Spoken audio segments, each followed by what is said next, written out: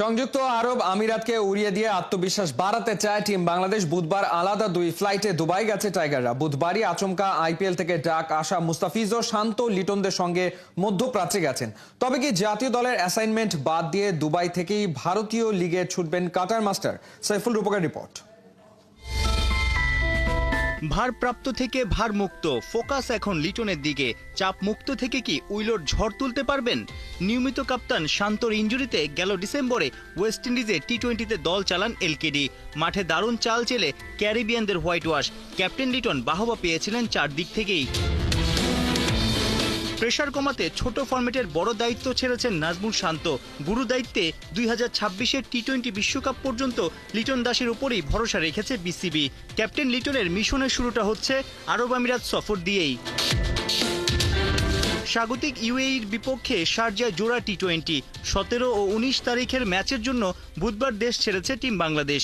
সকালের ফ্লাইটে উঠে বিকেলেই দুবাই পৌঁছেছেন জাকির আলী অনিক, হাসান মাহমুদ, তানজিদ হাসান তামিম, পারভেজ হোসেন ইমন, তানজিম হাসান সাকিব, রিশাদ হোসেন, নাহিদ রানা, শামীম পাটোয়ারি, তানভীর ইসলাম ও দলের সহ অধিনায়ক শেখ মেহেদী। একই সাথে উড়াল দিয়েছিলেন head coach Phil Simmons, fielding ওস্তাদ জেমস প্যামেন্টো। সন্ধ্যার ফ্লাইটে দেখা গেছে বিগ ফিশদের। সাবেক ও বর্তমান কাপ্তান শান্ত আর লিটনের সঙ্গে দলের সবচেয়ে অভিজ্ঞ সৌম্য সরকার ও মুস্তাফিজকেও দেখা গেছে। 4 সিনিয়রের সঙ্গে 2 যুব বিশ্বকাপ জয়ী তাওহিদ হৃদয় ও শরীফুলও বিমানে চড়েছেন। সিনিয়র সহকারী কোচ মোহাম্মদ সালাউদ্দিনও ছিলেন দ্বিতীয় বহরের সঙ্গেই। 15 ও 16 দুদিন শারজায় ট্রেনিং। 2 ম্যাচেই আরব আমিরাতকে পাত্তা দিতে চায় না টাইগাররা। এই ফরম্যাটে 2 দলে 3 দেখায় শতভাগ সাফল্য টিম বাংলাদেশের। কথা ছিল আরব আমিরাতের সিরিজ শেষে 20 মে দুবাই থেকে লাহোরে যাবে টাইগাররা। পাকিস্তানের বিপক্ষে ফয়সালাবাদ আর লাহোরে 5 ম্যাচের টি-20 সিরিজ খেলবে। তবে ভারত পাকিস্তান 2 দেশ সংঘাতে জড়ানোয় ওই সিরিজটাই এখন ঝুলে গেছে। যুদ্ধবিরতি ঘোষণার পর নতুন সূচিতে 25 মে পর্যন্ত চলবে পাকিস্তান সুপার লিগ। সেক্ষেত্রে পাকিস্তান বাংলাদেশ মহারণ মাঠে গড়ালেও কমপক্ষে 2 দিন পেছাবে নিশ্চিত। 27 মে থেকে 5 জুনের মধ্যে হতে পারে টি-20 সিরিজ। যদিও পাকিস্তানের প্রস্তাবে এখনও সবুজ সংকেত দেয়নি বাংলাদেশ ক্রিকেট বোর্ড। সাইফুল রূপক, 71।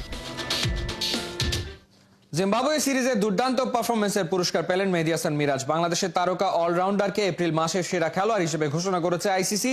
বাংলাদেশের তৃতীয় ক্রিকেটার হিসেবে এই পুরস্কার জিতলেন মিরাজ। রহমান পেয়ারের রিপোর্ট।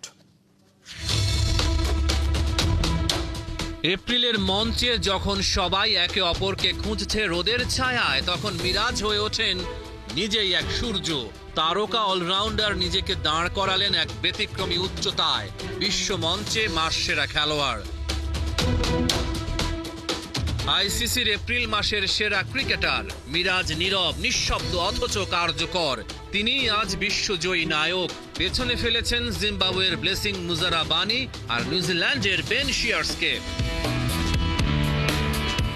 এপ্রিল মাসের সেরা খেলোয়াড় হওয়ার পর আইসিসিকে মিরাজ বলেছেন, আইসিসির মাস সেরা হওয়া অবিশ্বাস্য সম্মান। যে কোনো ক্রিকেটারের জন্য আইসিসির পুরস্কারই সর্বোচ্চ।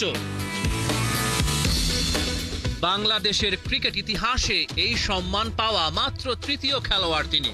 সাকিব আল হাসান, মুশফিকুর রহিম, 2 মহিরুহের পাশে এখন যুক্ত হয়েছে মিরাজ নামক এক নতুন কিংবদন্তির শুরু।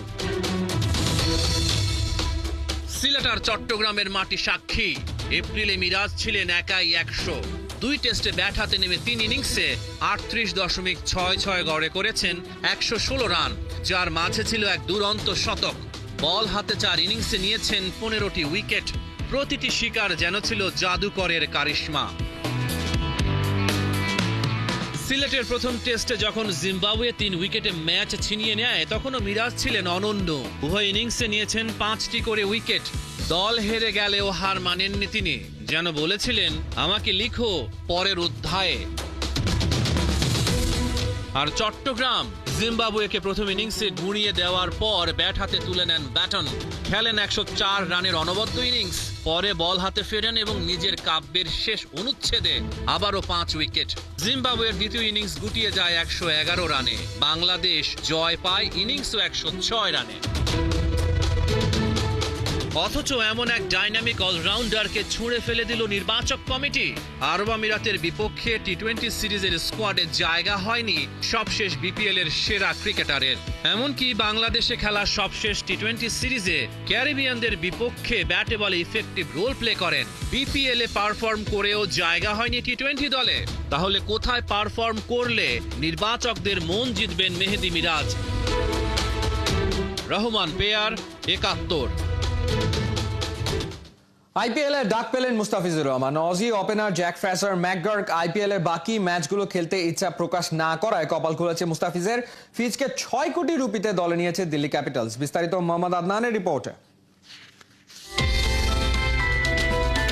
Mustafizur Rahman is back in after 2 years. IPL এর দল দিল্লি ক্যাপিটালসের ফেসবুক পোস্ট। 2 বছর পর আবারও দিল্লি জার্সিতে ফিরছেন Mustafizur Rahman. Australian Jake Fraser ম্যাকগার্কের বদলি হিসেবে মুস্তাফিজকে দলে নিয়েছে ফ্র্যাঞ্চাইজিটি। আইপিএল এর মেগা নিলামে এবার অবিকৃত ছিলেন বাংলাদেশি ক্রিকেটাররা। মুস্তাফিজ, তাসকিন, সাকিব কাউকেই দলে নেয়নি কোনো ফ্র্যাঞ্চাইজি। তবে এবার ভাগ্য খুলেছে মুস্তাফিজের। রেকর্ড ৬ কোটি রুপিতে তাকে দলে নিয়েছে দিল্লি ক্যাপিটালস। নিলামে মুস্তাফিজের ভিত্তিমূল্য ছিল ২ কোটি রুপি। সাময়িক বিকল্প হিসেবে মুস্তাফিজের সঙ্গে চুক্তি করেছে দিল্লি। পরের আসরে তাকে ধরে রাখতে পারবে না ফ্র্যাঞ্চাইজিটি। শুধু চলমান আসরেই বাকি ম্যাচগুলোতে মুস্তাফিজকে খেলাতে পারবে ক্যাপিটালস। পাক ভারত সংঘাতের কারণে আইপিএল এর বাকি ম্যাচগুলো খেলতে অস্বীকৃতি জানায় অজি ওপেনার জ্যাক ফ্রেজার ম্যাকগার্ক। নিরাপত্তার শঙ্কায় তিনি আর ভারত যেতে চান না। ১৭ মে থেকে শুরু হচ্ছে স্থগিত হওয়া আইপিএল এর বাকি। ১৮ মে দিল্লি ক্যাপিটালসের ম্যাচ গুজরাট টাইটান্সের বিপক্ষে। ওই ম্যাচেই মুস্তাফিজকে চায় দিল্লি ক্যাপিটালস। এর আগে গেল আসরে চেন্নাইয়ের হয়ে খেলেছিলেন মুস্তাফিজ। চেন্নাইয়ের হয়ে ৯ ম্যাচে ১৪ উইকেট শিকার করেছিলেন এই বাঁহাতি পেসার। মুস্তাফিজই এখন বাংলাদেশিদের মধ্যে সবচেয়ে বেশি টাকায় আইপিএল এর ডাক পাওয়া ক্রিকেটার। এর আগে ২০০৯ সালে মাশরাফি বিন মুর্তজাকে $৬ লাখ কিনেছিল কলকাতা নাইট রাইডার্স। সে সময়ের বাজার দরে তা ৪ কোটি টাকার কাছাকাছি ছিল। তবে এবার ফিজকে ৬ কোটি রুপিতে দলে ভিড়িয়ে বাংলাদেশি ক্রিকেটারদের ক্ষেত্রে আগের সব রেকর্ড ভেঙে দেয় দিল্লি। মোহাম্মদ আদনান, ৭১। প্রথম ম্যাচ জেতা বাংলাদেশ ইমার্জিং টিমের সামনে ছিল সিরিজ জয় নিশ্চিত করার সুযোগ, কিন্তু রাজশাহীতে দ্বিতীয় ম্যাচে কাপ্তান আকবর আলীর সেঞ্চুরির পরেও সাউথ আফ্রিকা ইমার্জিং দলের কাছে ১০ রানে হেরেছে বাংলাদেশ ইমার্জিং দল। রাজশাহীতে শুরুতে ব্যাট করতে নেমে বাংলাদেশকে পাহাড়সম রানের লক্ষ্য দিয়েছে প্রোটিয়া বাহিনী। নির্ধারিত ৫০ ওভারে ৭ উইকেট হারিয়ে ৩৩২ রানের পুঁজি পেয়েছে সফরকারী দল। অ্যান্ডেল চার্লেস এবং কনর বয়েড মিলে ১১৯ বলে গড়েন ১৩৭ রানে পার্টনারশিপ। শেষ দিকে ফরেস্টারের ৯৬ রানের ঝড়ো ব্যাটিংয়ে সাউথ আফ্রিকা পায় ৩৩২ রানের পুঁজি। জবাবে দলীয় ২৬ রানে মাহফিজুলকে হারায় টাইগাররা। জিসান আলমের 50-তে শুরুর ধাক্কা সামলে নেয় বাংলাদেশ। তবে ৮৪ রানে ৩ উইকেট হারালে টাইগারদের হাল ধরেন আকবর আলী এবং আরিফুল। ৩৫ রানে আরিফুল আউট হলেও ৮৫ বলে সেঞ্চুরি তুলে নেন আকবর আলী। ১৩১ রানে আকবরকে ফেরান মোকোনা। শেষ দিকে রিজওয়ান চেষ্টা করলেও জয় পায়নি বাংলাদেশ। সিরিজে এখন ১-১ সমতা।